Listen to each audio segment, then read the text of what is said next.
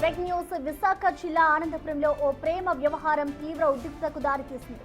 ప్రేమించిన పాపానికి ఓ యువకుడు ప్రస్తుతం ఆసుపత్రిలో మృత్యువాతతో పోరాడుతున్నాడు.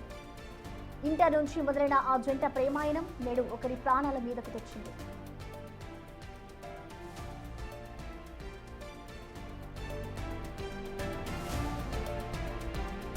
ఆనందపురం మండలం ఎడ్లవారి కల్లాలకు చెందిన తాడి సాయి, పాలవలసకు చెందిన ఓ యువతి గత కొంతకాలంగా ప్రేమించుకుంటున్నారు.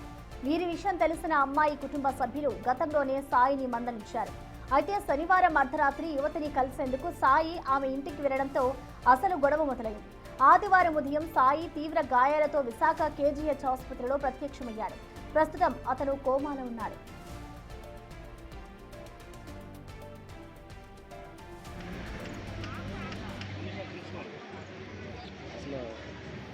తమ కుమారుడిపై అమ్మాయి బంధువులు దాడి చేసి చంపడానికి ప్రయత్నించారని, అందుకే అతను కోమాలోకి వెళ్లాడని ఆరోపిస్తున్నారు సాయి తల్లిదండ్రులు.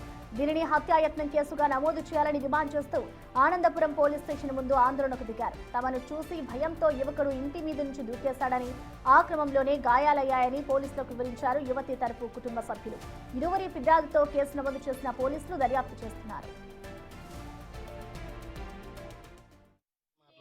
సాయంత్రం మాట్లాడి మళ్ళీ ఇందాక మాట్లాడాము, మళ్ళీ ఇప్పుడు మాట్లాడు. మరి వాళ్ళు చెప్పే బట్టి మామూలు మా పిల్లడికి మాత్రం న్యాయం తెలియజేసినప్పుడు సండే మార్నింగ్ హాస్పిటల్కి వెళ్ళడం కూడా జరిగింది, పేషెంట్ చూడడం కూడా జరిగింది. అలా చూసిన తర్వాత కూడా అది మేడం నుంచి పడిందా, మేడం నుంచి పడ్డారా, ఎవరు కొట్టింది అనేది సార్కి తెలియదా, తెలిసి కూడా మేడం నుంచి పడ్డారని విషయం సీఏ గారు తెలియజేస్తున్నారు మాకు. ఇంకా కొట్టేసి బండి తాళము, ఇంటి తాళం, మొలతాడుతో తెంపేసి జోబీలు ఎట్టేశారండి. వాళ్ళు జోబీలు ఎట్టేసి అన్ని క్రియేట్ చేస్తే ప్యాంట్ అది 4 ముక్కలు అయిపోయింది. పాపని ఎంత పెడుతున్నాడు, ఎన్ని ఏడ్చి పోషిస్తున్నాయి, ఎన్ని పాపలు కడుపు ఎంత అమ్మా బాబా అన్నాడు, కొడుక ఎంత అన్నాడో ఎంత తెలియదు, అది ఎంత బాధపడ్డాడో ఎంత తెలియదు. ఇదంతా కూడా సిఐ గారు ఎంక్వైరీ చేయకుండా వాళ్ళకి సపోర్ట్ గా మాట్లాడుతున్నారు. మాకైతే అన్యాయం చేస్తున్నారు. సిఐ గారు మాకు అన్యాయం చేస్తున్నారు. న్యాయం కావాలి మాకు. ఇందుకు మాకు కూడా ఇందుకు సపోర్ట్ చేయలేదు. అంతా వాళ్ళకి ఆడపిల్లకి సపోర్ట్ చేస్తాను. ఆడపిల్లకైతే మాట్లాడుతుంటారు. వాళ్ళు చెప్పింది పోలీసులు మాకు చెప్తారు. పోలీసులు వాళ్ళు ఈమయ్యాన్ని అట్లా అడిగి తెస్తారు. పోలీసులు 48 hours అయిపోయింది. ఇప్పటి వరకు మాకేమీ జరగలేదు. ఏంటి అనిపించలేదు కూడా. మాకేదో న్యాయం చేయాలని ఇవాళ పొద్దు సాయంత్రం 6 గంటల మాకు ఏ రిపోర్ట్ లేకుండా చేయకుండా చేసేస్తాం. చెప్తామని అన్నారు. ఉదయం ఏదో చెప్తారని మొత్తం అందరినీ లేడీస్ నుంచి మినిమం 70 నెంబర్స్ అలా వచ్చాము. ఆ 70 నెంబర్స్ ఒకే లైన్ లో పెట్టి ఏదో చెప్తారని నిలబెట్టారు. సీఏ 2 days అవుతుంది. ఆ కాల్ రికార్డ్ అనేది ఇప్పుడు కూడా ఓపెన్ మాకు ఏంటంటే ఎవరు ఏంటంటే మాకు ఏ విషయం కూడా తెలియజేయలేదు.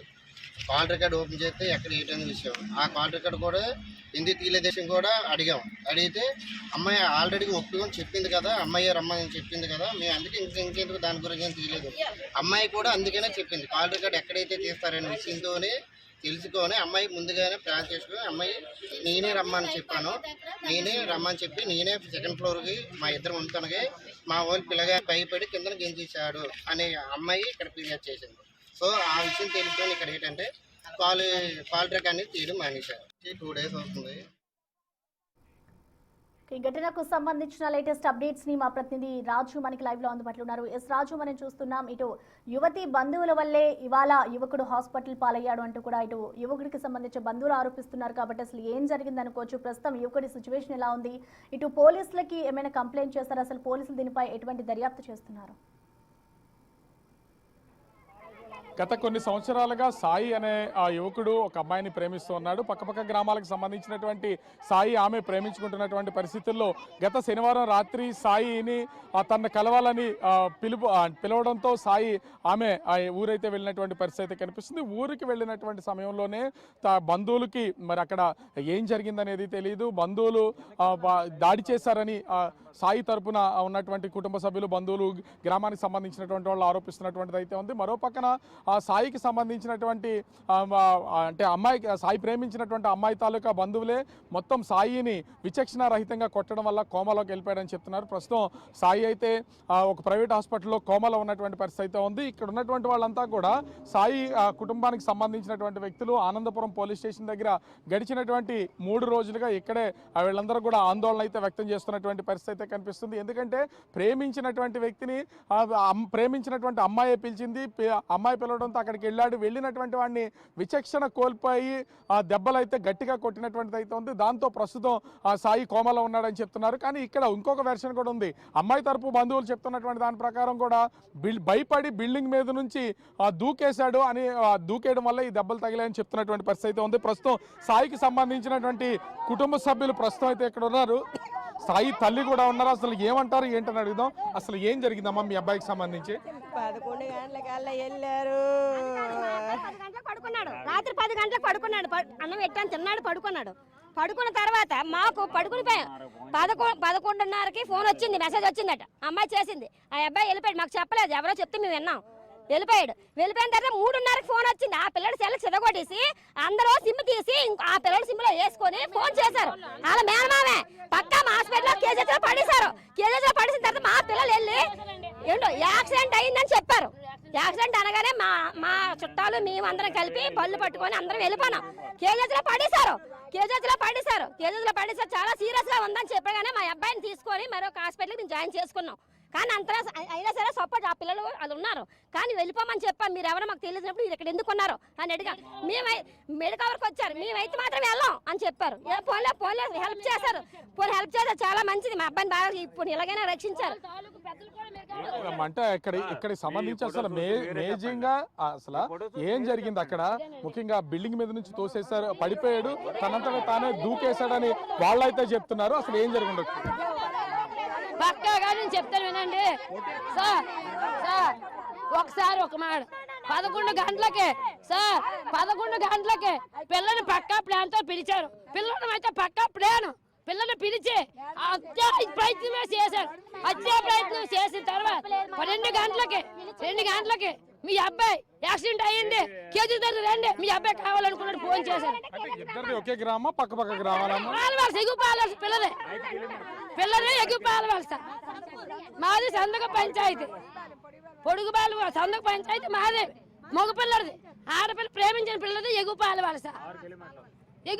ప్రస్తుతం ఎగుపాలవలసగా 11 గంటలప్పుడు రమ్మంటేనే వెళ్ళాడు. మీరు 11 గంటలకే 6 కిలోమీటర్ల దూరం కేజీ దూరం చెప్పండి. కేజీ దూరం 6 కిలోమీటర్ల దూరం చెప్పండి. కేజీ దూరం 6 కిలోమీటర్ల దూరం చెప్పండి.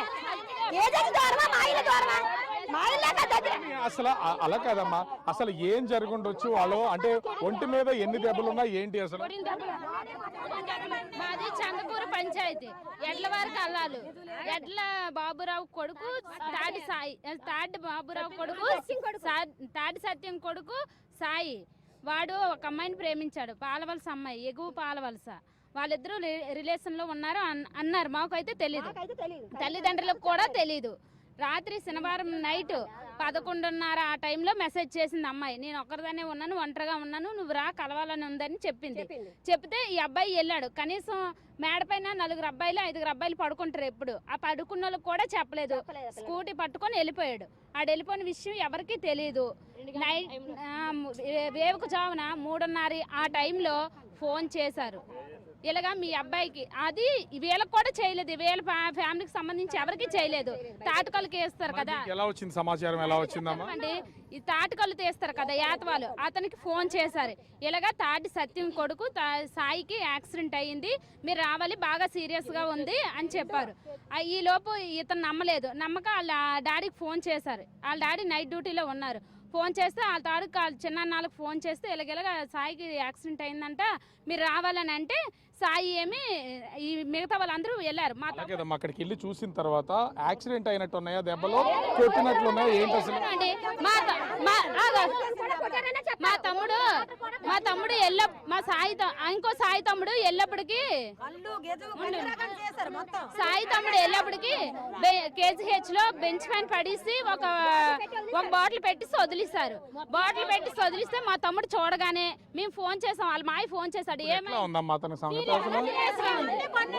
పోలీసులు ఏం చెప్తున్నారు అసలు? పోలీసులు అసలు న్యాయం చేయట్లేదు. ఎంక్వైరీ జరుగుతుంది అంటారు, ఎంక్వైరీ జరుగుతుందనే చెప్తుండ్రు. ఎంక్వైరీ ఇప్పుడు శనివారం నైట్ 11:30కి వెళ్ళిన అబ్బాయి ఈ రోజు మంగళవారం 2 అవుతుంది. కనీసం మాకు ఏం న్యాయం చేశారు వాళ్ళు? మాకు ఏం న్యాయం లోపల అమ్మాయికి సంబంధించిన వాళ్ళు పోలీస్ స్టేషన్ లో ఉన్నారా? ఇదే చెప్తారు.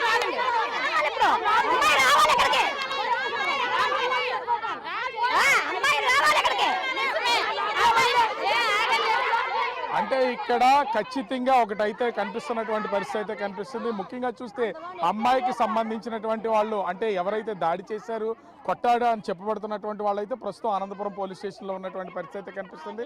అయితే వీళ్ళ కుటుంబ సభ్యుడిగా ఉన్నటువంటి సాయి మాత్రం ప్రస్తుతం ప్రైవేట్ హాస్పిటల్లో కోమా స్టేజ్లో ఉన్నాడని తెలుస్తుంది. అంటే అతనికి ఇప్పటి వరకు అయితే స్పృహ లేదు, కానీ ఏ విధమైనటువంటి న్యాయం పోలీసులు అయితే చేయట్లేదని చెప్తున్నటువంటి పరిస్థితి అయితే కనిపిస్తుంది. ప్రేమించిన అమ్మాయి పిలిచాడని చెప్పి అక్కడికి వెళ్ళినటువంటి వ్యక్తిని ప్లాన్ ప్రకారమే హత్య చేయడానికి అయితే వీళ్ళైతే పాల్పడినటువంటిది అయితే ఉంది. ముఖ్యంగా సెకండ్ ఫ్లోర్ నుంచి పడిపోయాడని ఒకసారి, యాక్సిడెంట్ అయిందని ఒకసారి, ఇలా రకరకాలుగా చెప్తున్నారు. కానీ ముఖం మీద అంటే ఎక్స్రే రిపోర్టుల్లో పిడుగుద్దులు గుద్దినట్లుగా ఉందనేది ఇక్కడ వీళ్ళు చెప్తున్నటువంటి పరిస్థితి అయితే కనిపిస్తుంది. ఓవరాల్ గా చూస్తే ప్రేమించిన అమ్మాయిని కలవడానికి వెళ్ళినటువంటి సాయి ప్రస్తుతం ప్రాణాలతో పోరాడుతూ హాస్పిటల్ అయితే చికిత్స పొందుతున్నటువంటి పరిస్థితి అయితే ఉంది. కుటుంబ సభ్యులందరూ కూడా అనంతపురం పోలీస్ స్టేషన్ దగ్గర న్యాయం చేయాలని ఆందోళన అయితే కొనసాగిస్తున్నటువంటి పరిస్థితి అయితే కనిపిస్తుంది. Prasanna. Right, thank you Raju.